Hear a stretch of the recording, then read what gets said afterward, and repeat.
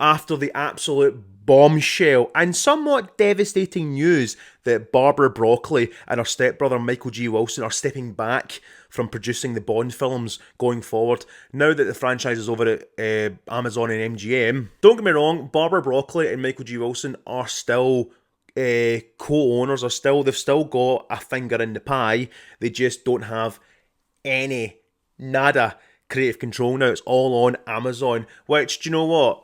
I said this in my previous video. I am shit scared, but I'm also excited because Amazon ain't bad. Like, everyone thinks like, oh, that's it, they're going to do woke this, that, Jane Bond. Like, no, like, they've done some really good fucking things recently. Let's be honest, it's not as if it's the end of the world. It's just going to be weird not seeing like Barbara Broccoli and Michael G. Wilson's name and like the titles, and obviously having them as producers. So that's the downside. I'm still going to do my video on who could be the next James Bond, because as we now know, things are starting to move along. But this little story we're going to do today, right? So I actually totally forgot about this. I saw this 2 weeks ago and forgot to do a video on it. So some guy on YouTube, Ron South, who, looking into it, turns out he was an editor for Sony during the 2000s. He's got his own YouTube channel, and he just, out of the blue, which I guess, essentially this year is the 20th anniversary of this. So 20 years ago this year, 2005, we got the announcement that, Daniel Craig, Blonde Bond, as the papers called him, was taking over the role of James Bond from Pierce Brosnan, respectively. And that was it. The new era had begun. The fast-paced, Bourne Identity sort of James Bond era had begun. Less gadgets, more fighting with his fists, using his brain, all that kind of stuff. But obviously, we know that Henry Cavill, it was between Daniel Craig and Henry Cavill when it came to who was playing the next James Bond. And I think, if I remember correctly, Henry Cavill pulled out because he thought he was too young for the role. I mean, he was 21 or 22 years old. And I know now people are still like, Henry Cavill, he could be the next James Bond. And I'm all for it, but at the same time, I'm like, I don't know if he's too big, like too strong, too muscular, too bulky. I don't know. But, so Ron South uploaded 4 videos, 4 separate audition tapes for 4 actors who, not all were British, who were obviously auditioning for the next James Bond. Because obviously, as we all know, it's the same with Doctor Who, and as we know recently, this could be happening again. So many actors, whether you're British or not, as long as you can do an English accent, you can audition for James Bond. And they were as followed. Henry Cavill, which we knew was auditioning anyway, and got so close that it was between him and Daniel Craig. Rupert Friend, Sam Worthington, and Anthony Starr. Yes, Homelander himself auditioned for James Bond. Each video was about 5 to 7 minutes. It contained different takes of the iconic and popular scene from GoldenEye in the casino, where James Bond, Pierce Brosnan's Bond, is at the casino and he meets Xenia Onatopp, played by Famke Janssen. And there's obviously it's just beautifully done. It's a great scene. It's brilliantly shot. Just everything's just so good. So they were using that page of dialogue, that scene, for their audition. Love to see Daniel Craig's audition tape. So we saw his screen test where he had the kind of longer, kind of blonde hair. But I'd love to see like what you see on the screen, basically, of these audition tapes. Thank you, Mr. The name's Bond. James Bond. Bond. James Bond. The name's Bond. James Bond. The name's Bond. James Bond. So, going through them all, Henry Cavill, we'll start off with Henry Cavill. So, Henry Cavill was like 21, 22. And what was interesting was when these videos came up, surfaced on the internet, I had just watched I'd gone through the Hellraiser films, all the shit ones. I'd only ever seen Hellraiser 1, 2, and 3, and then the recent reboot, legacy sequel, whatever you want to call it. I'd never really cared about the direct-to-DVD ones, but I just was like, bugger it, I'll just watch them because I'm a completionist. I like to complete things. If I start watching something, I like to complete them all. So when I was watching Hellraiser films, I got to the Henry Cavill one, which I never even knew he was in a Hellraiser film back in 2005, sorry. So I think it was shot in 2004 or so anyway. Hellraiser Hellworld. I'll not get into the plot, but he's in it, and he's alright. He's just young Henry Cavill. And it's weird because when you see him auditioning for James Bond, you can tell he's just came out of working on Hellraiser Hellworld. Like, just weird knowing that at that age of his life, he'd literally just finished a Hellraiser direct-to-DVD film. It's mental. And in that movie, he was getting a girl will say was pleasing him, and he was making some very unique faces whilst getting. So that's all I could see when I was watching the audition tape. I was just like, wow, that's mental. So Henry Cavill is the top contender. You know, he's a fan favourite for the next James Bond, and I'm on board with it. But like I said, I'm not. I don't know. I don't know. I think they should go for a. I'm not saying he's old. He's only 41, 42. But I don't know. Back then though as well, I'm like, I don't know. His audition tape was good. He was very good. He had all the kind of quirkiness of James Bond. He had the kind of slight kind of subtle nod there, kind of with his eyes, and just when he's asking for the vodka martini, shaking not started, all that kind of stuff.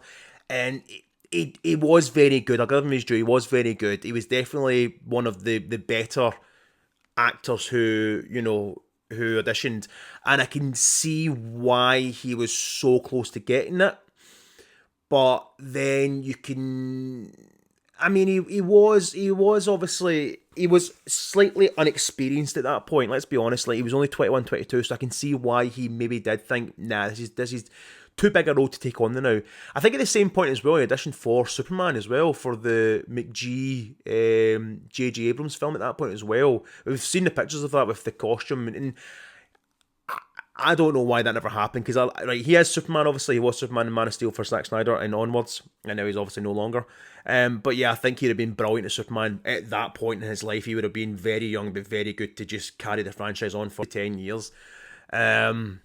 But yeah, as James Bond, I can see why he maybe would have just thought, nah, I'm too young, I don't know. Anyway, moving on, Rupert Friend, who I don't really know much of this actor. I know he's playing that big-time businessman in Jurassic World Rebirth, and he does look like a bit of a slimy bastard, so I think he's going to be a bad guy in it, and he's probably going to get his comeuppance by a dinosaur and get eaten alive at the end of it, but hey-ho.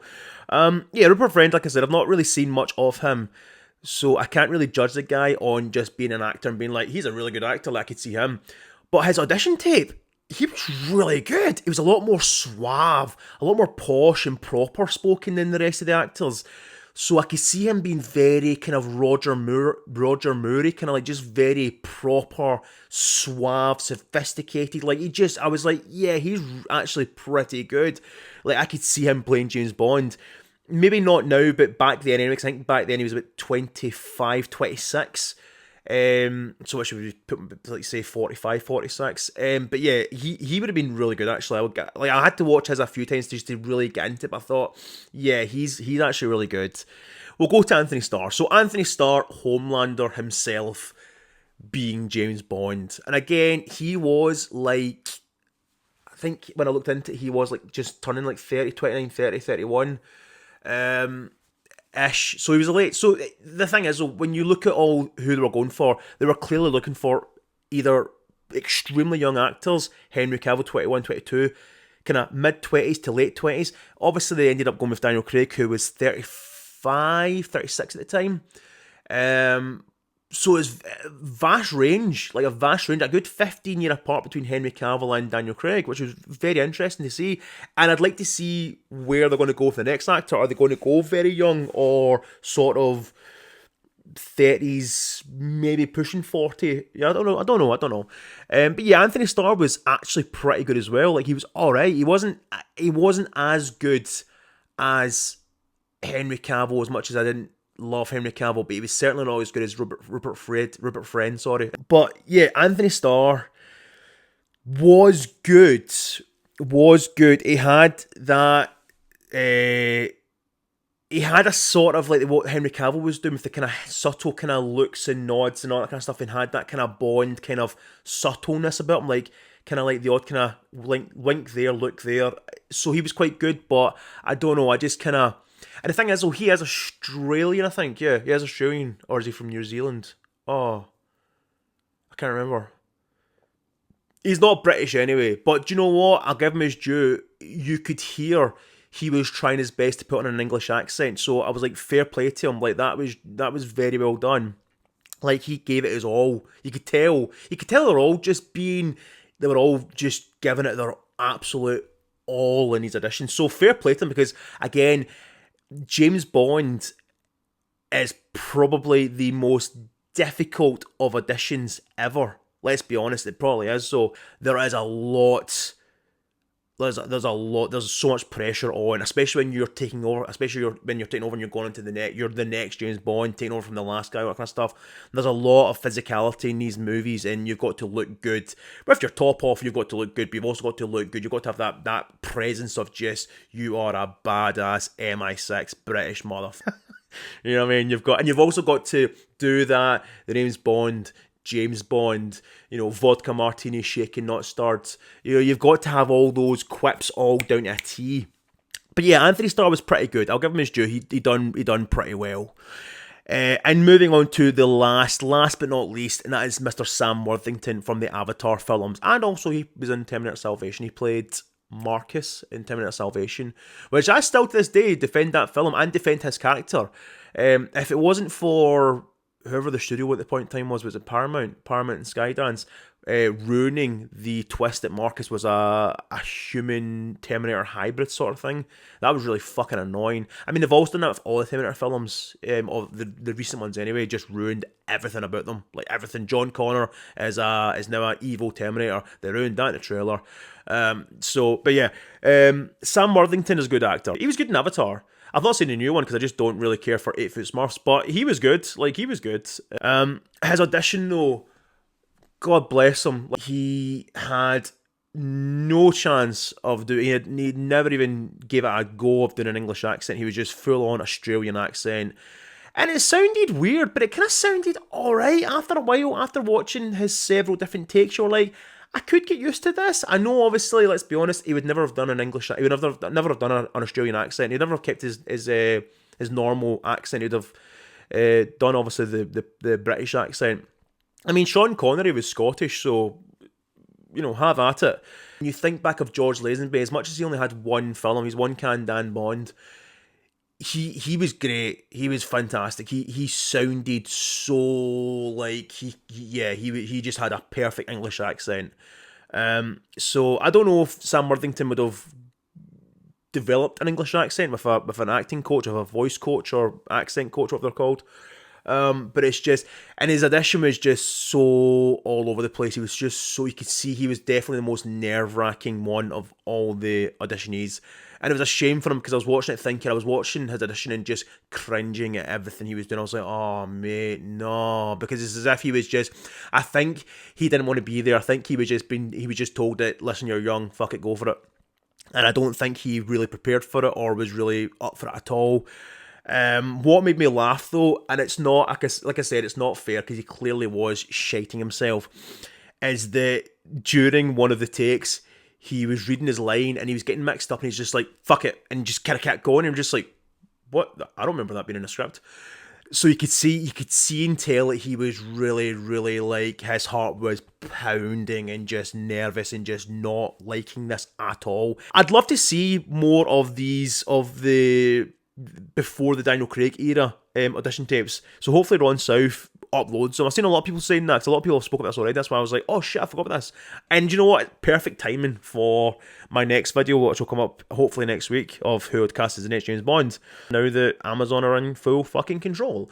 But yeah, if you've enjoyed this, don't forget to like, share, subscribe, follow, comment down below who you would like to see. So we had Rupert Friend, Sam Worthington, Anthony Starr, and Henry Cavill. Which one of them alternative James Bonds would you have loved to have seen? Thanks for watching, and goodbye.